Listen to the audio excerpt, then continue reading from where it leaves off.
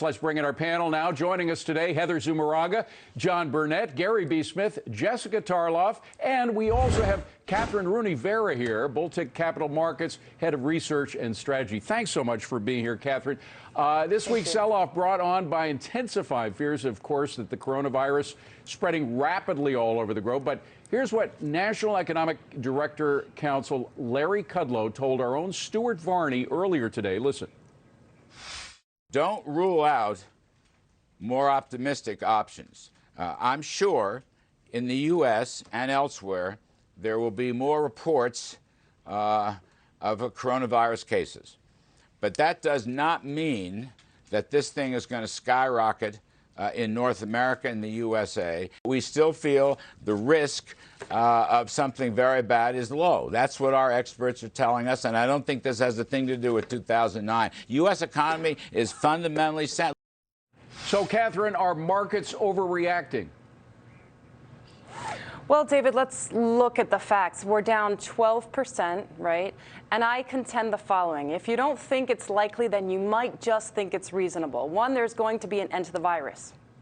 We're going to get a vaccine at some point. Demand is going to be delayed, not destroyed. The Fed is going to cut. China's going to come with stimulus. And Trump beats Bernie. If I'm right, with all of that scenario, the markets end higher by year end. And you start to enter the markets, you know, over the next week, I would say. I think Super Tuesday, I think we'll have some debate on this kind of contentious issue, could bring a leg lower if, in fact, we get a standard sweep. So I'm looking with my clients both to cover my shorts, which we did today, and then enter the markets at the beginning of next week. Interesting. Hey, Kathryn, it's Heather. So you said you were looking to cover some of your shorts and maybe enter the market at some point in time next week. I've been telling investors it would be prudent to wait, maybe, especially over the weekend, which I hear you're saying that as well. But if and when you do buy, what are you looking to buy? What do you think is undervalued and been unjustly sold off due to this?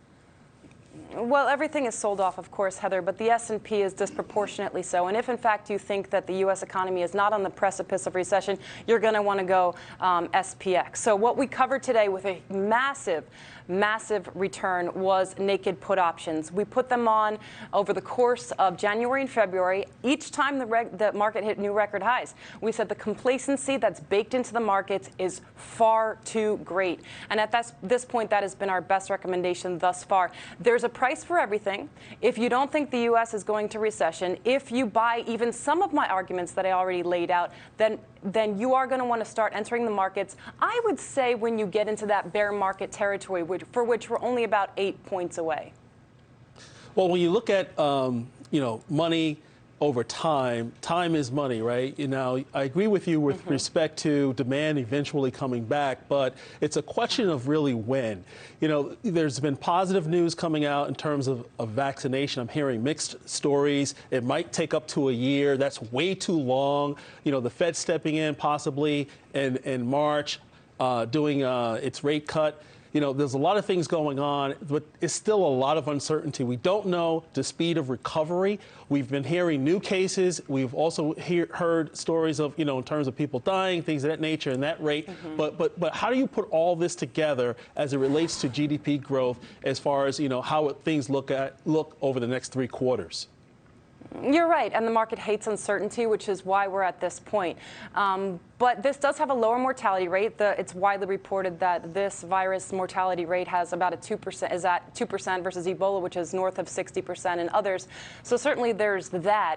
The other point that I would mention is that you do tend to get a V-shaped recovery when you have these illness-related, legs down both in the market and the economy. Look at natural disasters. Look at SARS, MERS, Zika, Ebola. In every single instance, depending on the duration, as you aptly point out, depending on the duration, you do get demand that's delayed rather than destroyed. Yeah, I agree with, I guess, 95% of your points, Kathryn. pretty good. I think they're all good ones. I guess the only one about the cure, I'm not even sure, per John's point, that's important.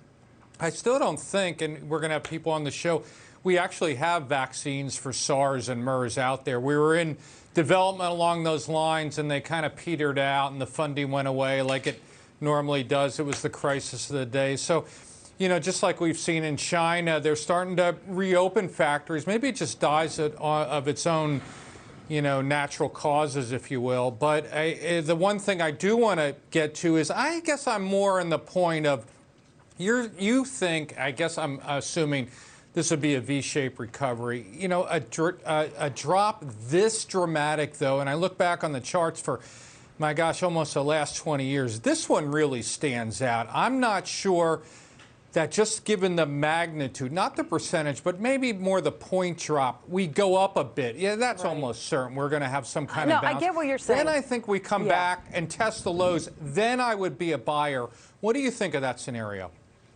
Look, I think I agree with you on the perspective of the velocity of the collapse. There, I'll agree with you. The multi-thousand point collapse, I agree. Right. The magnitude of it thus far, I differ. If you look at the SARS epidemic from 2002 to 2003, of course, you saw the S&P drop 25%. Once it was contained, however, you had a 2-month rebound of 28%. So normally, unless, I kind of get the sense that you're saying there is a risk that this could be it, doomsday, Book of Revelations, where this takes down the globe. That I think. I guess what I'm saying is I would say there's a better chance right now where I would say there's a better chance at this point of dropping to the 20% than going up from here. Sure. Oh, I agree with you, and that's what I'm telling our clients. I'm saying, hey, guys, at 20%, you start buying, and you start buying in blocks, hey, Kathryn, in big block sizes. I just want to shift gears a little bit because President Trump was just speaking out on what he says is moving to markets just moments ago. Listen, and I want to get your reaction, and Jessica's too. It's the unknown. They look at it and they say, how long will this last? I think they're not very happy with the Democrat candidates when they see them. I think that has an impact.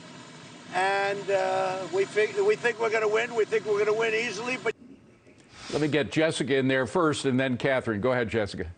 Sure. There were a lot of inconsistencies in what the president was talking about there, and I understand wanting to shift blame onto Bernie Sanders at this particular moment, but Bernie has actually been having his surge for a few weeks now, since Iowa, actually, and it seems that this is related to the virus. Do you think it's fair of the president to be lobbing some of this onto Bernie? And I know in your opening statement you did mention fear of a Sanders presidency and what that is going to do to the markets, or is the president really just trying to hide from his own health crisis, which he put squarely at the feet of President Obama when we had an Ebola issue in 2014? Yeah, my role is not political in nature, so I'm out to make the most money for my clients, and both our institutional and high net worth individuals. So my view is that if you have a presidential candidate who espouses policies that are going to make collapse 4 sectors of the S&P 500, Jessica, that comprise 60% of that index, then yes, I think you will get a negative reaction. I'm talking about, of course, nationalization of healthcare. I'm talking about bringing back Glass-Steagall and really castigating the banks. I'm talking about breaking up big tech and, of course, the elimination of fracking and traditional coal. So those 4 sectors are more than 60% of the S&P. So that was the primary reason why I recommended the put options, and why those options, we unwound them with a 200% return. We got to leave it at that. Kathryn, Rooney, Vera, what a pleasure to see you, Kathryn. Please come back and see us again. My pleasure. Appreciate it. Thank you.